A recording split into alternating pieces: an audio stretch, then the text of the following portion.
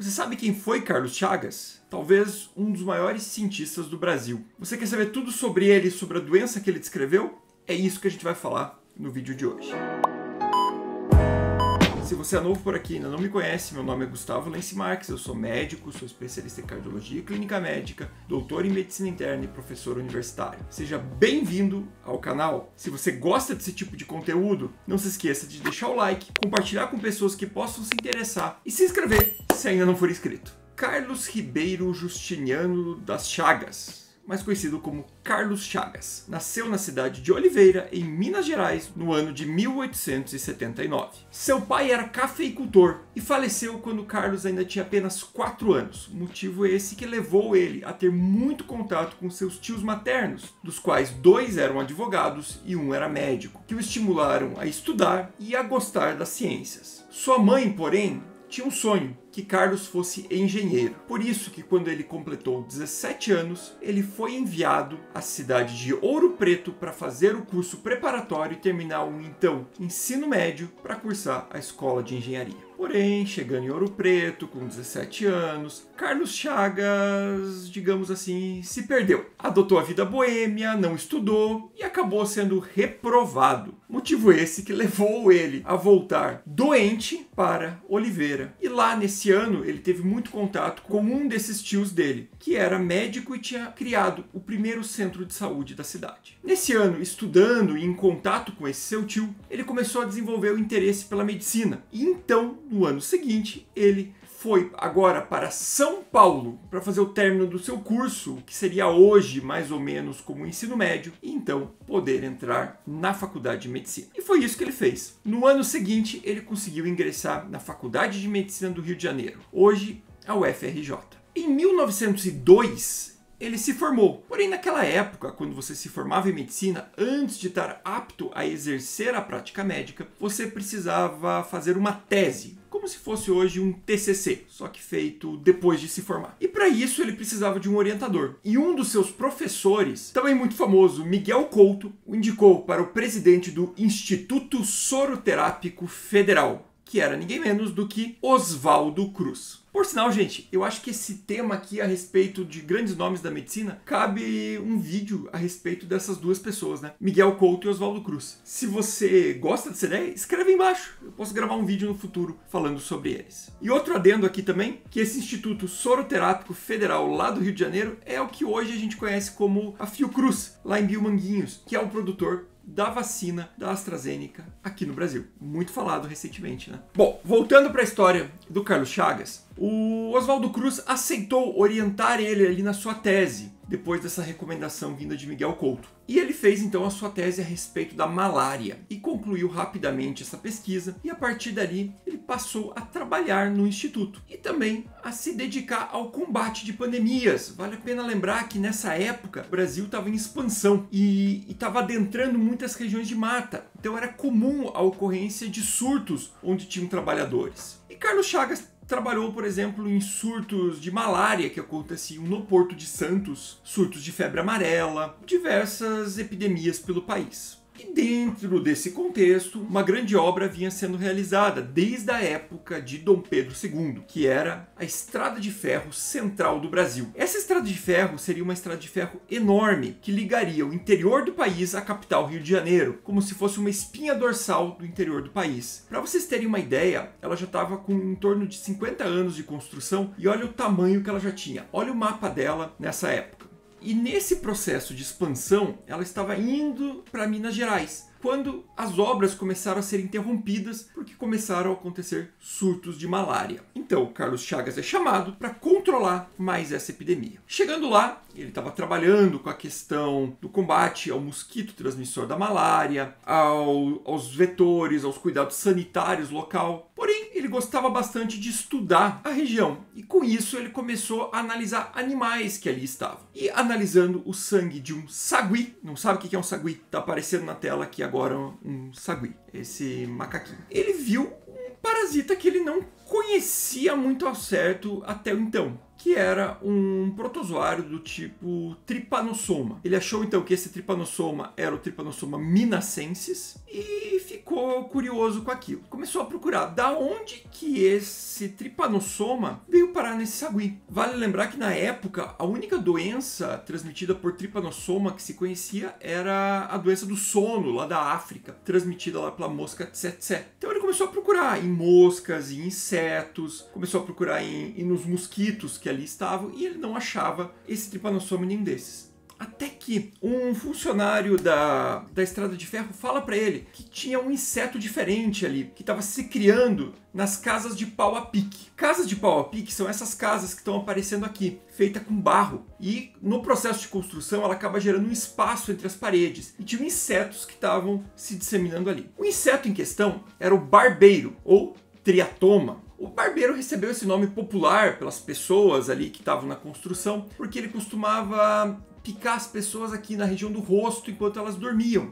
Aí o nome barbeiro. Carlos Chagas foi lá então, pegou um desses barbeiros, que é um percevejo, colocou no microscópio e achou lá o Trypanosoma. Só que ele estava trabalhando ali não para descobrir o Trypanosoma, né? Ele estava ali para controlar a malária. Então ele continuou controlando a malária, porém pegou vários desses insetos, colocou numa caixa e mandou lá para o Rio de Janeiro, para o Oswaldo Cruz continuar a investigação. E escreveu ainda nas orientações, olha, tenta alimentar esses animais com sagui, porque eu encontrei esse Trypanosoma no bicho, aqui no barbeiro e também no sangue do sagui. Carlos Chagas então terminou lá seu trabalho e voltou ao Rio de Janeiro. Quando ele voltou ao Rio de Janeiro, junto com Oswaldo Cruz, eles perceberam que esse Trypanosoma que ele tinha encontrado nunca tinha sido descrito. E então, em homenagem a Oswaldo Cruz, ele recebeu o nome de Trypanosoma cruzi. Mas o Carlos Chagas não estava satisfeito não só em descobrir esse Trypanosoma. Ele achava que sim, que ele podia causar doença em humanos. Ele estava muito presente lá. Então ele voltou para aquela região, agora com o objetivo de estudar esse parasita que eles tinham acabado de descobrir. Com isso ele começou a pesquisar e começou a atender as pessoas lá. Até que ele atendeu uma criança, uma menina de 3 anos chamada Berenice. Ela estava se apresentando com um quadro de febre, muito importante, e anemia. Ele então pegou o sangue dela e ao fazer a análise, ele achou o Trypanosoma lá. E assim descreveu a fase aguda da doença. E também ele começou a analisar os animais domésticos, já que esse Trypanosoma estava praticamente em todas as casas lá, já que as casas tinham todo o mesmo modelo de construção. Achou nos animais, achou em gatos domésticos, e então ele começou a analisar as necrópsias. Ou seja, as pessoas que morriam, ele analisava os órgãos. Começou a detectar a invasão do Trypanosoma no coração, nos intestinos, até mesmo nos cérebros, descrevendo assim outras formas da doença. Ao final do seu período de pesquisa, ele já tinha descrito o quadro agudo, ou seja, logo que a pessoa pega a doença de Chagas em pelo menos 27 pacientes. E já tinha analisado a necrópsia de mais de 100. E assim ele gerou a sua grande obra.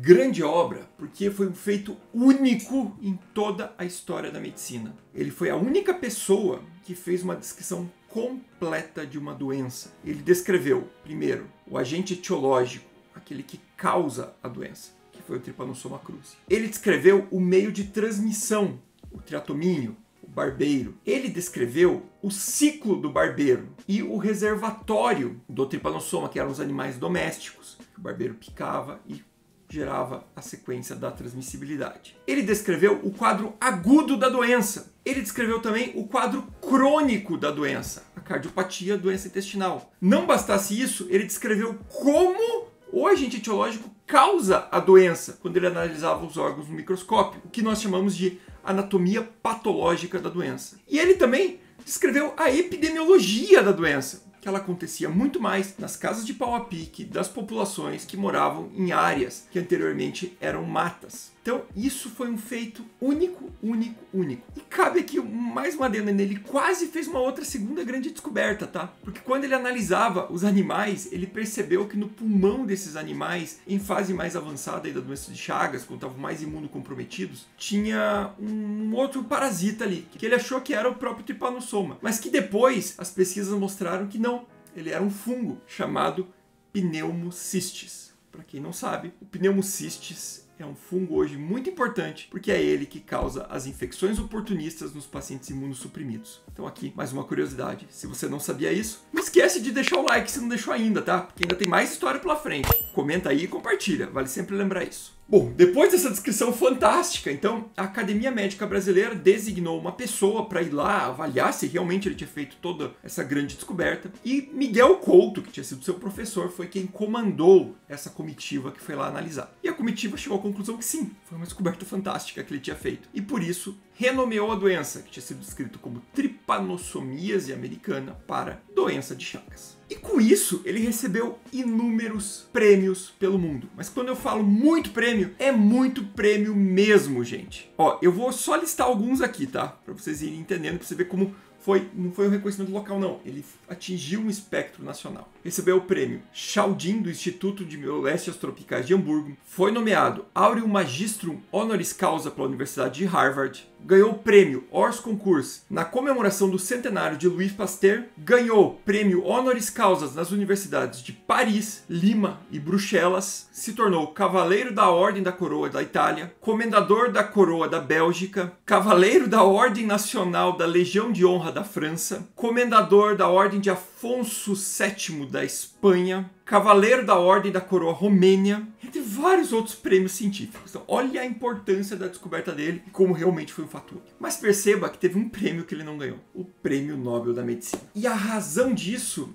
é muito polêmica até os dias de hoje. Muita gente levanta hipóteses do porquê que ele não pode ter ganho. Uma das hipóteses afirma que ele teria sido boicotado por outros médicos brasileiros. Inclusive, existem relatos na época de médicos brasileiros que afirmavam que a doença de Chagas não existia, que ele tinha inventado essas coisas, que não era tudo isso, e até mesmo um certo conflito entre a comunidade científica brasileira. Isso realmente aconteceu. Porém, dados agora mais recentes analisaram as indicações e os laureados pelo Prêmio Nobel ali de 1901 a 1951, e eles perceberam que existia muito uma relação entre o comitê que premiava o Nobel com os laureados, ou seja, era muito mais uma questão de relação política ali, e que Carlos Chagas estava fora disso, porque ele não tinha contato tão grande com essa comunidade, que era principalmente formada por cientistas europeus e estadunidenses. De qualquer forma, ele acabou sendo indicado 2 vezes para o Prêmio Nobel, porém ele não ganhou o prêmio, o que muitos consideram até hoje como uma das maiores injustiças da história do Prêmio Nobel. Por falar em Prêmio Nobel, se você ainda não viu o vídeo de um brasileiro que ganhou o Prêmio Nobel, mas não valeu como Prêmio Nobel para o Brasil, clica aqui no card e assiste ao final do vídeo. Bom, mas depois de todo esse sucesso, o que você acha? Será que ele se aposentou? Claro que não. Ele continuou a carreira dele, uma carreira brilhante na sequência. E atuou no combate de várias epidemias, inclusive uma das grandes pandemias, que foi a pandemia da gripe espanhola. Ele foi nomeado pelo presidente da época e coordenou os combates a essa pandemia. E ele também assumiu o lugar de Oswaldo Cruz, lá no Instituto, que posteriormente foi nomeado Instituto Oswaldo Cruz. Também foi um dos responsáveis pelos marcos de saneamento no Brasil e criou a figura do Serviço de Enfermagem Sanitária, que ajudou ainda mais a disseminar esse conceito de sanitarismo no Brasil. E depois dessa grande carreira, ainda muito jovem, aos 55 anos, Carlos Chagas faleceu em decorrência de um episódio de um infarto agudo do miocárdio, mas deixando esse legado fantástico e único na história da medicina. Se você gostou dessa história e gostou desse vídeo, pô, gente, não esquece de deixar o like, isso aqui deu um trabalho enorme para fazer. Se inscreve aqui no canal se não for inscrito e até o próximo vídeo. Pô, que trabalho que deu esse, hein? Dá orgulho ter um brasileiro que fez tudo isso aí, né? Um exemplo, acho que para todo cientista brasileiro.